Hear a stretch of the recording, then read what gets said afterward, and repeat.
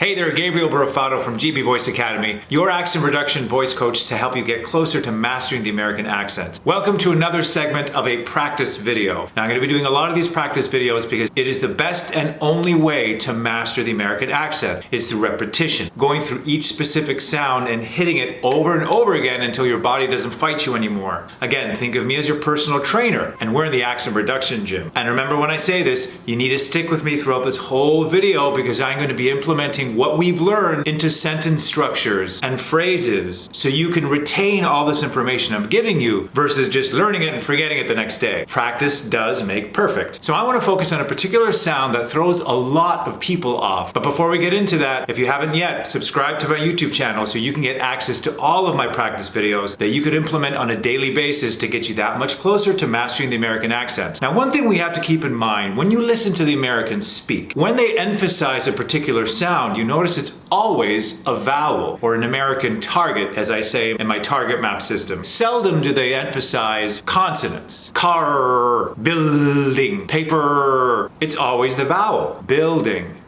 car, paper. Depending on what your mother tongue is, maybe certain languages emphasize consonants, but the Americans seldom do that. It's always the vowel. One particular consonant that I hear a lot of accents emphasize unnecessarily is the L sound. Oh, they hit it really, really hard. But when you hear Americans say it, it's barely even heard. Let's go through some words to give you a good example of this. All. Do you hear any L at all? A lot of people tend to go, ol. They hit that L extra hard. But remember what I said, it's the vowel that we want to emphasize. Ah. And look at that L. Look at how I'm pronouncing that L. Ah. I am not closing my mouth to create that sound. Oh, unnecessary. The Americans take shortcuts to make these sounds, and so are we. So let's try that one more time. Don't put any emphasis on that L. Ah. I want to thank you all for coming. It's easier, isn't it? It should feel weird. It should feel, this feels wrong. If it feels wrong, it's right. Remember, we're making sounds your body's not used to making. Let's go through some others. Will versus will. Will you help me? Will you help me? Again, that L, almost non-existent. Will. Oh. Particular problem that happens with that L is that, for example, if this is your mouth and these are your teeth, that L wants to go back here. Will, back there. I want you to put that tongue forward, touching the top of your teeth. Will. Usually with my clients, I always say, I gotta see that tongue. Will. Versus will. You don't want to swallow it. You want to bring it forward. It's going to feel funky and weird, but that's how you retrain those muscles to cooperate with you. Will. But even then, it's not hit hard. Will. So that tongue muscle is barely ever used. Will you give me a hand? Versus will you give me a hand? People versus people. Remember, the tongue is a very strong muscle, but in this case with the American accent, we don't want to use that strength. If anything, we want to relax it. People. Barely audible, that L. I'm a people person. Yeah? Little. Again, I'm having the tongue come out, but it's relaxed. Versus little. Relax. Little. If you ever feel any tension in your tongue, you know you need to relax it. Tell. I'm basically not doing an L at all. The emphasis on that vowel sound. Tell. Let me tell you something. Versus let me tell you something. Well. Nice and relaxed. If your tongue is creeping back there, well, you know you need to bring it forward. Well. I'm feeling well. Now remember to stick with me to the end because we're going to be putting all of these into sentence structures to help you retain this information. Also, did you hear any L at all? Also. Also. That emphasis is on the vowel, not the L. I'd also like a piece of cake. Small. Small. See how relaxed my tongue is? How relaxed and forward it is? Small. Versus small. Small. Just a small piece of cake, thank you. Relaxed. You don't want any tension. Spell.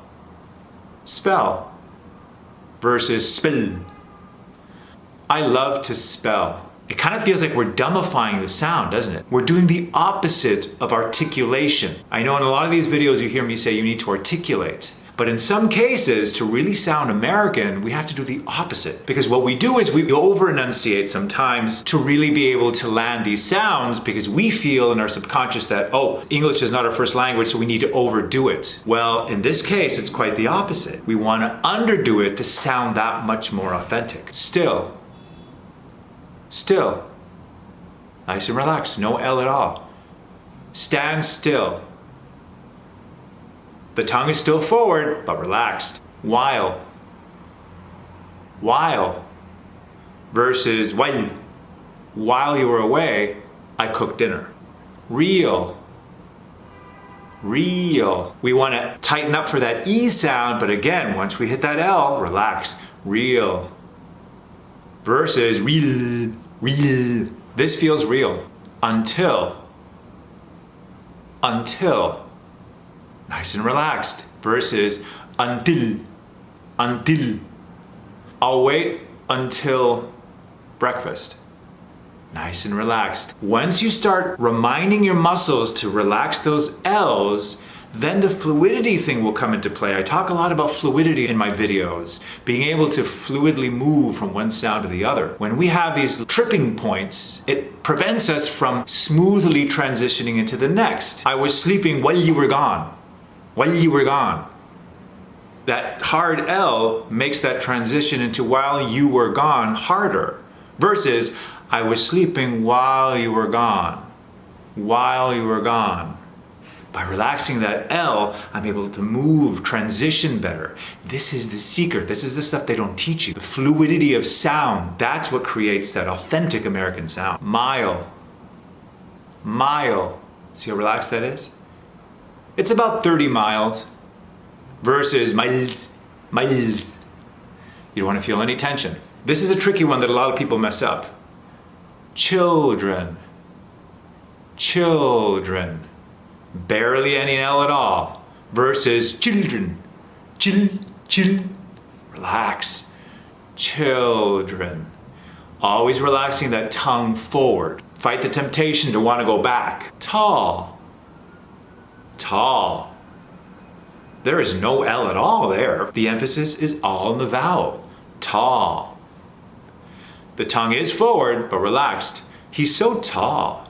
Versus tall. He's so tall. No, relax. Excellent work. Now, we're going to implement some of these words into sentences. See if your brain is able to relax those L's as we fluidly move through these sentences and phrases, okay? This is the good stuff. This is the stuff we've been waiting for this whole video. Here's the first one. The little, relaxed, children love to build tall sandcastles. Nice and slow for now. The little children, relax that L, love to build tall sandcastles. If you keep a general note in your head to relax that tongue muscle, it'll be easier. You're reminding your brain to say, hey, you don't need to overwork here. We're good. Just relax. Versus, the little children love to build tall sandcastles. I'm working too hard. It's unnecessary. Relax. Now let's do a little more in real time. The little children love to build tall sandcastles. Good job. Here's the next one. People still tell tall tales. A lot of L's in this one, right? Nice and slow. People still tell tall tales. See how easier it is to move from one sound to the next when you have that tongue not in the way. It's relaxed. It's allowing you to flow. Versus people still tell tall tales. Overworking. unnecessary. I'll call my tall friend Paul. Barely any L's at all there, huh? Versus, I'll call my tall friend Paul. Unnecessary. I'm putting the emphasis on the vowels, not the L's. Here's the next one. Self-awareness will help. It's kind of like my tongue is in a coma. It's not engaged at all. It's relaxed and forward. Versus self-awareness will help. I'm putting the emphasis in the wrong place. And it's not allowing me to flow. Self-awareness will help. Nice and fluid. Last one. You've come this far. Let's finish it. Are you willing to walk a mile? Are you willing to walk a mile? Relaxed tongue forward, not in the way. Versus, are you willing to walk a mile? I could feel the tension in my tongue. It doesn't feel comfortable. I'd get tired if I spoke like that after a while, resulting in losing my voice. Versus a nice relaxed, are you willing to walk a mile? Practice this on a daily basis. These are like cheating videos. We're learning how to cheat the system to help us with fluidity. This is how we get closer to mastering the American accent, by these small little steps. And I have all of these videos nicely packaged in a 5-star best-selling online course that I have available here, and the link is below. You can see for yourself how it's changing people's lives. And I have several other 5-star best-selling communication courses I left for you down there for you to check out. Guys, these are small steps we are taking to sound more native, to not give people excuses to say, can you repeat that? Or he's not from here, is he? Or to make those judgments, I mean, I see it all the time. My parents are immigrants. I was an immigrant. I had an accent when I first came here. And I know the looks you get, and I know the feeling you must feel when trying to communicate what you know is right in your heart. But these little things get in the way. In this video, on this YouTube channel, and all of my online courses, we work together to not give these people excuses to make those judgments upon us. Speak clearly and from the heart.